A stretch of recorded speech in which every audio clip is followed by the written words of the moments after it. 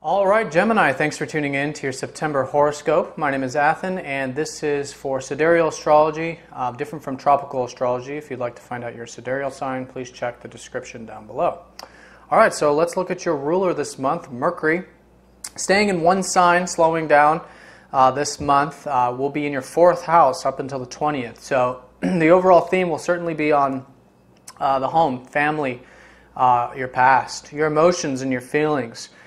And your North Node is there also. So there is, for a lot of you recently, when the North Node shifted into Virgo, your path has started to involve a lot more people that you've noticed perhaps from past lives or from your past, or just overall reflecting more on your perhaps earlier years or childhood, stuff like that. So this month is certainly going to be highlighted with that, a very strong conscious awareness of it. With Mercury, that conscious awareness. So, especially when Mercury starts to get closer to the North Node towards mid-month. But in either case, certainly reflecting on this part of your life, thinking about these sorts of things. And for some of you, changes in these areas as well, depending on how Mercury is being aspected. Now, let's look at Mars this month, changing sign on the 4th, early on in the month, going into your 6th house. So you Geminis, for a while, have been experiencing a lot of motivation in regards to your creativity. Perhaps things that are, maybe work-related, maybe artistic, but anything that involves your creativity and your self-expression. For some of you, perhaps teaching a lot and sharing information, but in either case, expressing yourself. There's been a lot of energy on expressing yourself lately.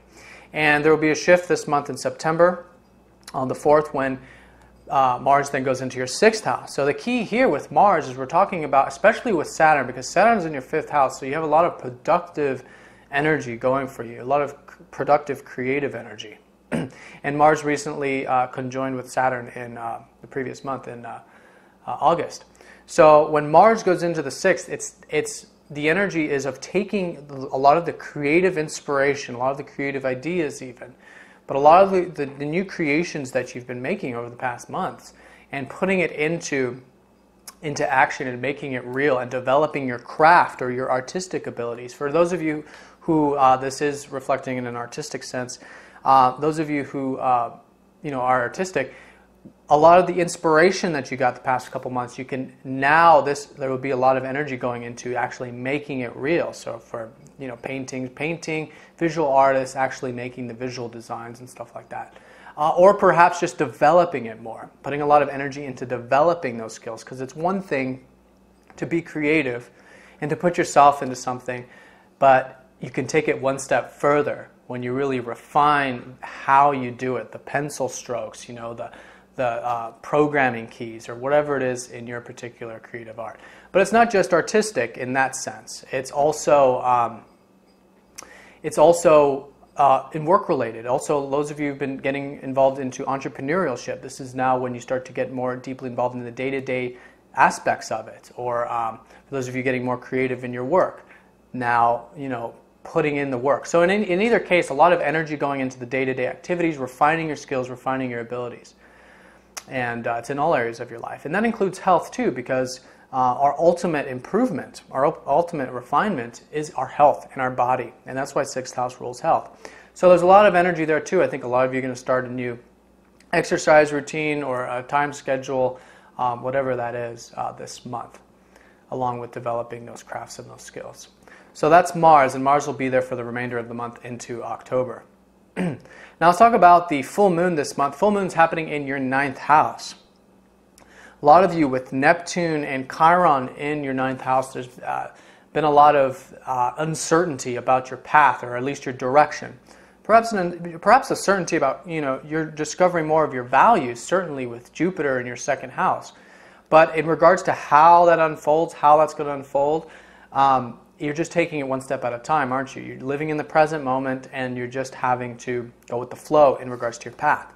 But this month we have a full moon in that 9th house. So your cup is full. This is illumination. This is energy, and it's awareness too.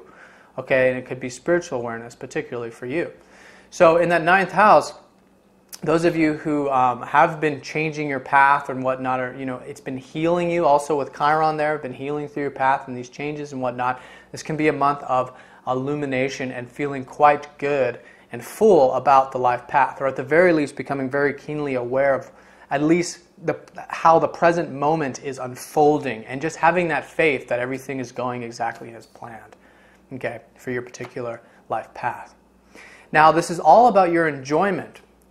Your ninth house ruler, Saturn, is in your fifth. So your path is all about you finding your way in a way that is more in alignment with enjoying your life. Your path has to be about enjoying your life, doesn't it? That's what the theme has been, okay, for at least the past couple of years. So if you're not enjoying your path, then it's not the path, right? So I think there's a lot of that awareness, and then I think for a lot of you really coming into your enjoyment and enjoying yourself, particularly this month in regards to that. And for some of you, it could mean traveling. For a lot of you, the life path involves traveling, and a lot of you could be higher learning, stuff like that. So this will be a month where it's certainly highlighted, and a strong emphasis and awareness for you on that area of your life. Now let's talk about Pluto. Pluto is playing a very important role this month. He's going station direct. He's been retrograde since April 15th, and it's very long transit. Obviously, Pluto's very slow, and he's been in your 7th house. So for many years, you guys have all been going through a lot of changes with relationships and learning to let go of attachments in regards to relationships as well, going with the flow. And I get asked, what is letting go of attachments? Basically, Pluto is, in this sense, the ruler of the underworld or the afterlife, and he's the outer, very powerful planet, the outer part of our solar system. So in order to get to the afterlife, we pass through Pluto, and Pluto is basically we can't take any of this stuff with us to the afterlife. The only thing we take with us is our consciousness. So anytime we're too attached to something, it's that we're holding on too tight. So all these things are transient, all these wonderful things, and for you, it's people. These people, yes, we will reunite with them in heaven, but you go through the gates alone, and so it's ultimately just you. And so all of this gets stripped away, and so holding on too tight to the way the relationship should go, or certain people in relationships, or whatever, any attachments to the relationships themselves, Pluto is helping you relinquish, helping you prepare for the changes, because death and rebirth is a constant change. It's not just the afterlife, it's constantly changing in our universe. Things are constantly changing form, which means the old form is dying and the new form is being born. And when we're open to this change, and that's when we have those positive, and we're going with the flow of the universe. So there's been a lot of reflection on this. For some of you, a step back in regards to the transformational aspects of relationships. Perhaps it's been calmed down since April, but I think for a lot of you it's been very transformative, a lot of changes, because the retrogrades can impact everyone differently. But I'm feeling that it's a lot of changes have been happening since April in regards to the relationship, at least changes in regards to letting go of your attachments and allowing the relationships to change in the way that they're going to change. So this is highlighted this month because when Pluto goes station direct and slows down, there's usually an insight, okay? And this insight is associated with your path. It's also associated with your values, which I'll talk about. But in either case, there's an emphasis here on wanting to then go, you know what?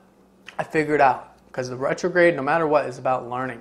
And you've learned since April a lot about releasing attachments to relationships. And whatever you've learned in regards to that, on the 22nd, when Pluto goes station direct, it'll be a slow build up into October, but around that 22nd, there should be, you know what, I think I got this figured out, and feeling much better about letting relationships evolve and grow in the way that they're supposed to, in the way that they're meant to. And like I said, it's all related to your values. At least it has been this year, for the bulk of this year. Jupiter's been in your 2nd house. So you've been really discovering, a lot of you, that the true value in life is your self-worth. It's about you. It's about your values. And yes, it's nice to value material things and external things like people and stuff, but at the end of the day, it's about our enjoyment and our feeling abundant. The external is just a mirror of all that. So in other words, if we're feeling abundant within ourselves, if we're feeling like we have everything we value, because everything we value is inside of us, and embodying that, then this is all creating positive changes in all areas of your life. But it's particularly in regards to relationships, because you're coming into yourself, you're discovering more about what's important to you, and that's changing your relationships, you see. The 7th house ruler in the 2nd house is about, in this case, new values coming to you. And then with Pluto there, it's about new values coming to you that are changing your relationships. So allow them to change, and of course, you will be allowing these new good feelings, these new values of yours to come into your life. These are things that you may have never known. I mean, Cancer rules your 2nd house, so it has to do with your past. Jupiter's in Cancer.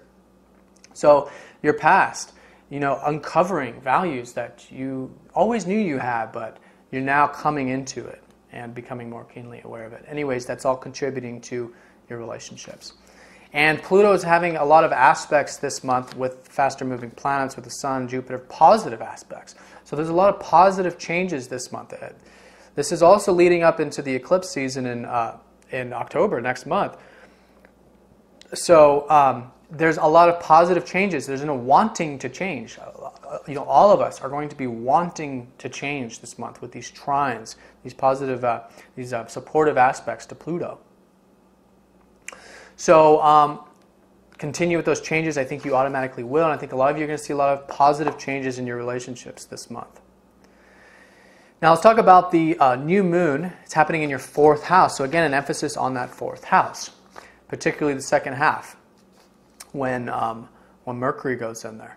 So, when the new moon happens. So there's a new beginning in regards to your home. Some of you will be, like I said, changing home, or discovering more about your roots. A lot of you, or new family members might come into your life, or new relationships in your families might develop.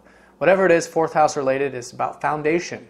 So ultimately, it's about feeling secure and having a strong inner temple, no matter where you are physically, or no matter what the external situation is.